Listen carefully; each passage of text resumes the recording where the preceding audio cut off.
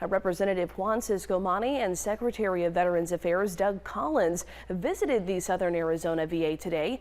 This comes amid efforts of the Trump administration and Department of Government Efficiency to eliminate jobs in the federal government, which could include about 80,000 jobs being slashed within VAs across the country.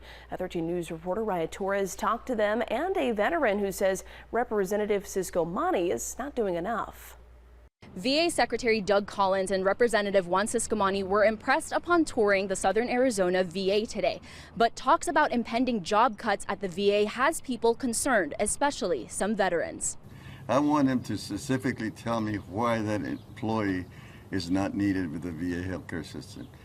Why was that employee hired in the first place, and why now you want to get rid of him or her? Henry Trejo is an Army veteran who participated in several protests at the VA. He and many others are concerned about the possible job cuts at the VA and the impacts to workers and his health care. So if you start reducing the staff, well, these workers are under a lot of stress right now, given that they've announced that they're going to lay off people. They don't know who it is.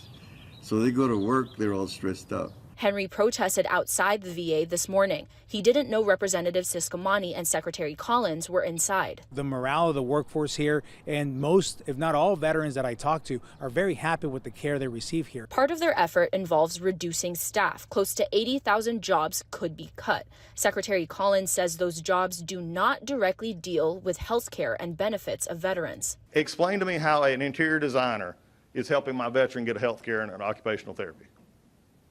Explain to me how a supply of workers and people that are in a middle management system which do not do a disability claim or actually see a patient in a healthcare center are actually stopping them from getting quality care. Collins and Ciscomani say they won't cut doctors and nurses' jobs, and they're open to adding more of those positions. So the rumor of cutting everything across the board, including doctors, is not only false, but it's actually the opposite. We want to make sure that we strengthen that and we grow the workforce in the areas that deliver direct services to our veterans. While some veterans are grateful for Ciscomani's work, others like Henry say they want the congressman to do more. He doesn't let whoever he represents meet in the public like they do, because they don't want the truth.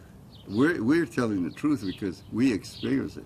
Secretary Collins says those cuts have not happened yet, and the goal is to cut 15% of VA jobs that do not directly deal with health care and health benefits of veterans. Reporting from the Southern Arizona VA, Raya Torres, 13 News.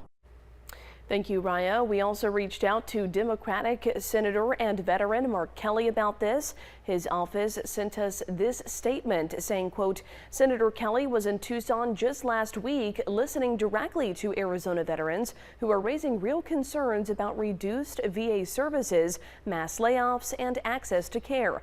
These fears aren't hypothetical. They're already being felt by veterans in Tucson and across Arizona.